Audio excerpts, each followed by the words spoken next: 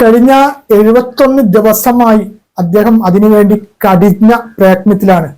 എന്തെല്ലാം എതിർപ്പുകൾ ഉണ്ടായിട്ടുണ്ട്. അദ്ദേഹം അവിടെ കാണിക്കുന്നത് ഒരു ഷോയാണ്, ലോറിയുടെ ഇൻഷുറൻസ് തട്ടിയെടുക്കാനുള്ള തന്ത്രമാണ്. അർജുനെ ഒരു തൊഴിലാളിയായിട്ടല്ല മനാഫ് കണ്ടത്, ഒരു ഉത്തമ സഹോദരനായിട്ടായിരുന്നു. എന്തായാലും ഞാൻ ഓനെ ഗംഗാവലി പുഴയിൽ ഇട്ടേച്ച് പോവില്ല, അത് ഞാൻ തീരുമാനിച്ച വിഷയം. ഓന്റെ അന്ത്യവിശ്രമം എന്തായാലും ഇവിടെ ഇരിക്കൂല, ഞാനത് മനസ്സിൽ ഉറപ്പിച്ചത്.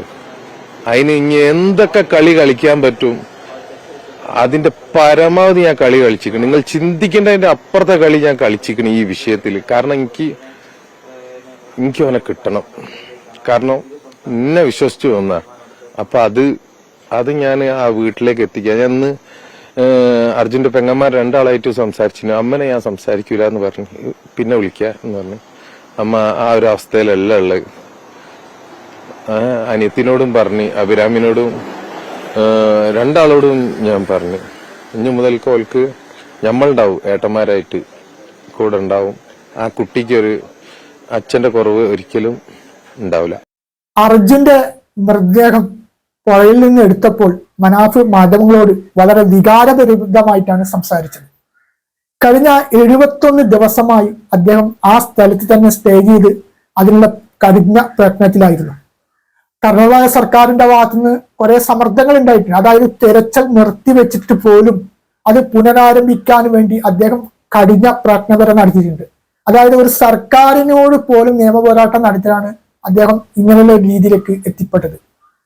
ഗോവയിൽ നിന്ന് ആ സംവിധാനം കൊണ്ടുവരുവാൻ 1 കോടി രൂപ ചെലവ് വരുമെന്ന് പറഞ്ഞപ്പോൾ കർണാടക സർക്കാർ കൈമലർത്തി. പക്ഷെ അദ്ദേഹം പറഞ്ഞു, ഞാൻ അത് തുക വഹിക്കാൻ തയ്യാറാണ് എന്നാണ്. ആ സമയം പോലും അദ്ദേഹത്തെ പലവരും കുറ്റപ്പെടുത്തി പറഞ്ഞത് ലോറിയുടെ ഇൻഷുറൻസ് തട്ടിയെടുക്കാൻ വേണ്ടിയിട്ടുള്ള ഒരു നാടകമാണ് മനാഫ് കാണിക്കുന്നത് എന്നതാണ്.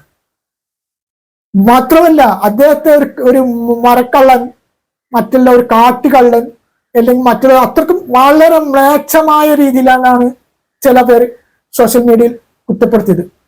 അത്രക്കും വർഗീയപരമായിട്ട് പോലും അദ്ദേഹത്തെ കുറ്റപ്പെടുത്തുന്ന സമീപനങ്ങളുടെ ചിലവരുടെ ഭാഗത്തുനിന്ന് ഉണ്ടായിട്ടുണ്ട്. പക്ഷെ അർജുനെ അദ്ദേഹം ഒരു തൊഴിലാളി എന്നതിലുപരി ഒരു ഉത്തമ സഹോദരനായിട്ടാണ് കണ്ടത് എന്നതിന്റെ ഏറ്റവും വലിയ തെളിവായിരുന്നു കഴിഞ്ഞ 71 ദിവസം അദ്ദേഹം അവിടെ കാണിച്ച പ്രയത്നം. അർജുന്റെ അമ്മക്ക് അദ്ദേഹം ഒരു വാക്ക് കൊടുത്തു, ഞാൻ നിങ്ങളുടെ മകന്റെ മൃതദേഹ ശരീരമായി കൊണ്ടുവരും എന്നുള്ള കാര്യം. അത് അദ്ദേഹം പറഞ്ഞതുപോലെ തന്നെ ഇപ്പോൾ പാലിച്ചിരിക്കുന്നു. ഇപ്പോൾ അദ്ദേഹം പറഞ്ഞത് അർജുന്റെ മകന്റെ ഒരു കാര്യമാണ്. അതായത് എനിക്ക് 3 മക്കളാണ്, ഇനിയുള്ള 4 മക്കളാണെന്നാ. അതായത് അർജുന്റെ മകൻ എന്റെ സ്വന്തം മകനായിട്ട് വളരും എന്നാണ്. ഏതെങ്കിലും ഒരു മുതലാളി ഇങ്ങനെയുള്ള സമീപനം കാണിക്കുക? ഇങ്ങനെയുള്ള ഒരു അപകടം സംഭവിച്ചു കഴിഞ്ഞാൽ പല മുതലാളിമാരുടെ ഭാഗത്തുനിന്നും ഇത്തരം സമീപങ്ങളാണോ നമ്മൾ കാണാറ്? ഒരു അപകടം സംഭവിച്ചു കഴിഞ്ഞാൽ ഒരാഴ്ച വരെ ആ തൊഴിലാളിയുടെ കുടുംബത്തോടൊപ്പം നിൽക്കും, പിന്നീട് അത് കഴിയൂ. പക്ഷെ മനാഫ് ഇവിടെ കാണിച്ചത് അങ്ങനെയുള്ള സമീപനമാണോ? എന്നിട്ടും മനാഫിനെ കുറ്റപ്പെടുത്തിയവരും ഒറ്റപ്പെടുത്തിയവരും ഒക്കെ ഇവിടെ എത്രത്തോളം ഉണ്ട്.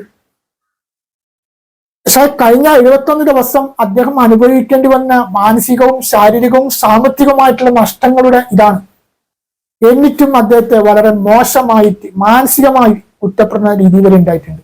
ഇത്തരം രീതിയിലുള്ള കുറ്റപ്പെടുത്തലുകളും ഒറ്റപ്പെടുത്തലുകളൊക്കെ സോഷ്യൽ മീഡിയകളും മറ്റൊക്കെ ചെയ്യുമ്പോൾ അദ്ദേഹത്തിന്റെ കുടുംബങ്ങളും ബന്ധുക്കളൊക്കെ അത് കാണും. അപ്പൊ അവരുടെ മാനസിക അവസ്ഥയാണ് നമ്മൾ ചിന്തിക്കേണ്ടത്. ഏതായാലും മനാഫിനെ കുറ്റപ്പെടുത്തിയവരും ഒറ്റപ്പെടുത്തിയവരും മനാഫിനെ ഒരു വർഗീയവാദിയാക്കിയവരും മനാഫിനെ കള്ളനാക്കിയതും ഇൻഷുറൻസ് തട്ടിയെടുക്കാമെന്നുള്ള ഒരു രീതിയിലൊക്കെ ചിത്രീകരിച്ചതുമൊക്കെ ഒരു മനസ്താപം ഉണ്ടാവുമെന്ന് നമുക്ക് പ്രതീക്ഷിക്കാം.